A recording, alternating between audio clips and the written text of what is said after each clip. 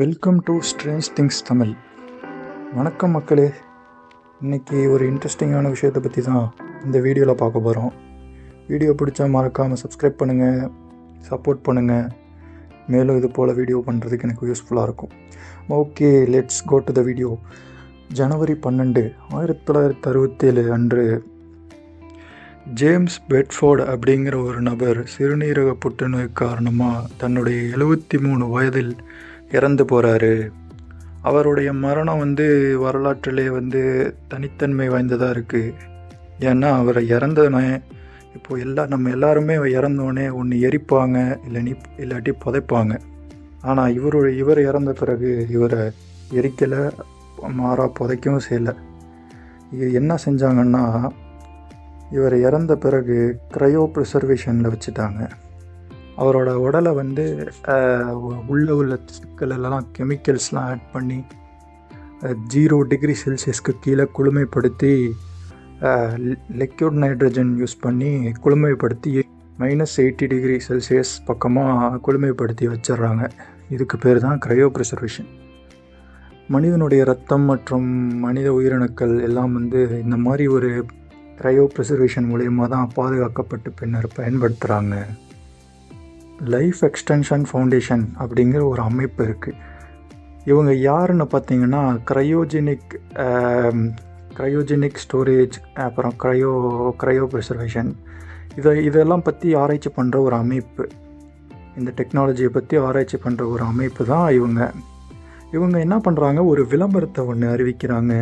அதாவது என்ன அந்த விளம்பரம்னு பார்த்தீங்கன்னா, அவங்களுடைய க்ரையோ ஸ்டோரேஜில் யார் மரணத்துக்கு பிறகு அவங்க உடலை இவங்களுடைய க்ரையோ ப்ரிசர்வேஷனில், அதான் ஸ்டோரேஜுன்னு சொன்னேன்ல, பாடியெல்லாம் இறந்ததுக்கு அப்புறமா ஃப்ரீசர் பாக்ஸ் மாதிரி க்ரையோ ஸ்டோரேஜில் யார் வைக்கிறாங்களோ முதல் நபர் அவங்களுக்கு ஃப்ரீ ஆஃப் காஸ்ட் அவங்களுடைய உடலை பதப்படுத்தி பாதுகாத்து நீண்ட நாட்களுக்கு வச்சுருப்பாங்க.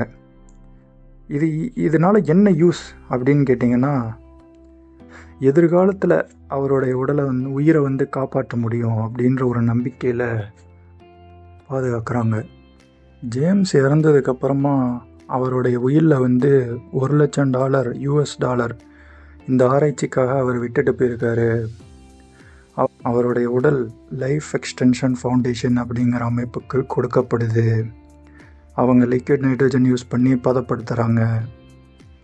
அவர் இறந்த பிறகு உடலுக்கு டைமெத்தில் சல்ஃபாக்சைடு அப்புறம் இன்னும் சில கெமிக்கல்ஸை யூஸ் பண்ணி உடலில் உள்ள உறுப்புகளை எல்லாம் பதப்படுத்தி பாதுகாக்கிறாங்க.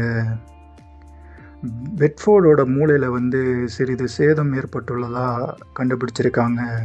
இது எதனால் ஏற்பட்டது அப்படின்னு பார்த்தீங்கன்னா, ரொம்ப நாளாக -0 டிகிரி செல்சியஸ்க்கு கீழே குளிர்லே இருந்தனால அவருடைய மூளையில்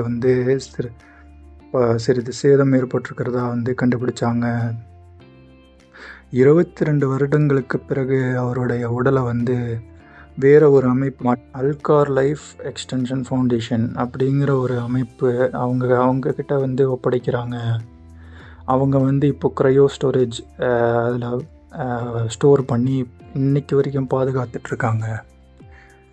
இந்த வீடியோ ஒரு வித்தியாசமான ஒரு வீடியோவாக இருந்திருக்கும்னு நான் நம்புகிறேன். ஒரு புதுசாக ஒரு இன்ஃபர்மேஷனை நான் கொடுத்துருக்கேன்னு நம்புகிறேன். வீடியோ பிடிச்சா சப்ஸ்கிரைப் பண்ணுங்கள், மறக்காமல் பெல் பட்டனை கிளிக் பண்ணுங்கள். அடுத்தடுத்து போடுற வீடியோஸ் கண்டிப்பாக உங்களை ரீச் ஆகும். இந்த மாதிரி வித்தியாசமான வீடியோஸ் போடுறதுக்கு எனக்கு சப்போர்ட்டாக இருக்கும்.